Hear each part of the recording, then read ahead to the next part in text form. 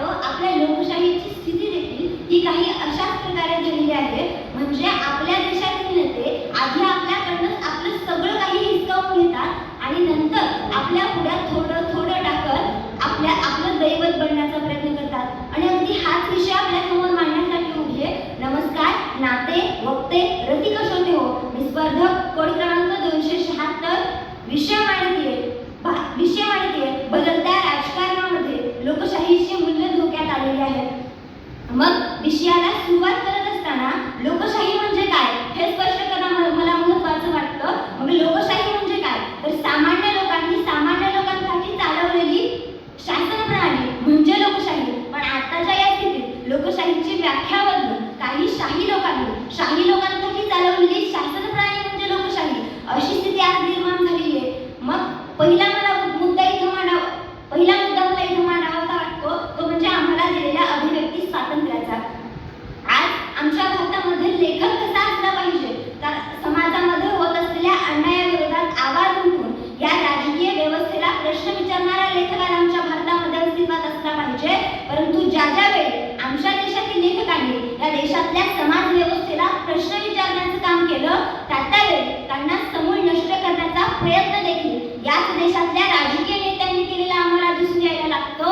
याचाच अर्थ आम्हाला कलम 19 द्वारे जो अभिव्यक्ती स्वातंत्र्याचा अधिकार दिलेला आहे तो कुठेतरी पायदळी तुडवलेला जात असलेला आम्हाला दिसून यायला लागतो.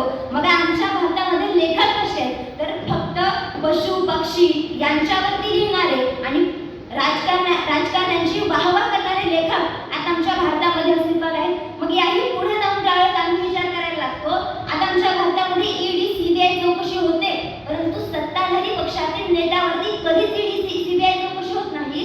फक्त विरोधी पक्षातील नेत्यांवरती ईडी आणि सीबीआय चौकशी झालेली आम्हाला दिसून यायला लागते.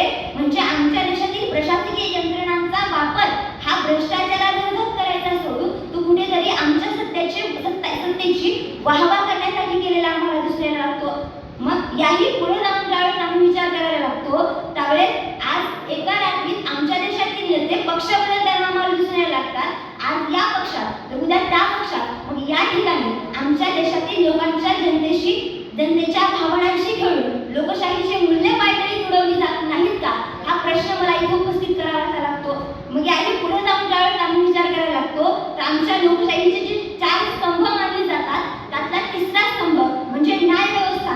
आणि या न्याय व्यवस्थेतील सर्वोच्च न्यायालयातील 4 न्यायाधीश एकत्रित येतात आणि ते सांगतात की आम्ही योग्य पद्धतीने न्यायदान करू शकत नाही कारण आमच्यावरती दबाव आणला जातोय. मग जर या देशातल्या सर्वोच्च न्यायालयातील न्यायाधीश असं म्हणत असतील आणि मग अण्णाभाऊ साठे असं लिहितात की ही न्याय व्यवस्था देखील काहींची रखेल झाली. ही न्याय व्यवस्था देखील काहींची रखेल झाली. ही संसद देखील हिजड्यांची हवेली झाली. मी माझ्या व्यथा मांडू पुन्हा पुढे कारण ही न्याय व्यवस्था देखील भ्रष्टाचाराने रंगीन झाली. मग याही पुढे जाऊन ज्यावेळेस आम्ही विचार करायला लागतो त्यावेळेस आमच्या देशातील जी प्रसार माध्यमे आहेत मग प्रसार माध्यमांचं काम काय असलं पाहिजे तर सर्वसामान्यांचे प्रश्न समजून घेऊन ते प्रश्न व्यवस्थेपर्यंत पोहोचवणे आणि व्यवस्थेकडून योग्य ते उत्तर सर्वसामान्यांना देणे. परंतु आमच्या देशातील प्रसार माध्यमांना सर्वसामान्यांचे प्रश्न कधीच दिसत नाहीत तर कोणत्या नेत्याला टोला म्हणतात हे दाखवण्यास आमच्या देशातील प्रसार माध्यम जास्त गुंतून असलेले आम्हाला दिसून यायला लागतात. मग यावेळी मला आमच्या देशातील लोकशाही धोक्यात आहे असं वाटत नाही तर आमच्या देशात लोकशाही आहे का हाच प्रश्न मला या ठिकाणी पडायला लागतो. आणि सगळ्यात महत्त्वाचा मुद्दा मांडायचा झाला तर एकीकडनं आमच्या देशात हनुमान चालीसेचं राजकारण होतं दुसरीकडनं भोंग्यांचं राजकारण होतं. मग या ठिकाणी धर्मनिरपेक्षतेचं मूल्य पायदळी तुडवलं जात नाही का. आज आमच्या देशात संविधानाची मूल्य आहेत परंतु त्या मूल्यांची योग्य ती जोपासना आम्ही केली पाहिजे ती करावी एवढाच माफक आशावाद व्यक्त करते. मनःपूर्वक धन्यवाद.